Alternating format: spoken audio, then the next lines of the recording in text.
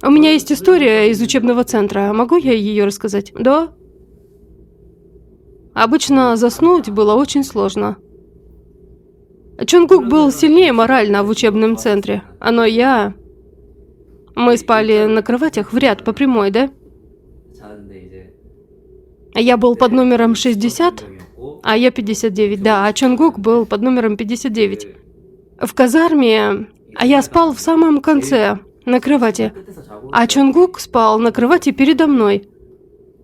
А я спал вот так, с руками за головой. Так что во сне мне приснилось, что идет стройка.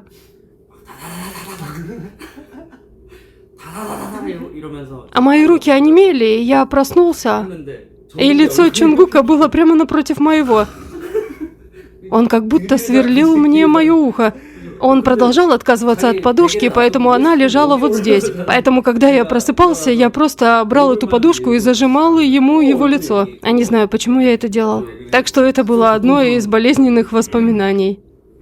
Да, ты через многое прошел. Да, я думаю, что я через многое прошел. Ты продолжал убирать свою подушку и спал вот здесь. Я думаю, я просто искал опору. Это тебе очень помогло, не правда ли? Да, это так.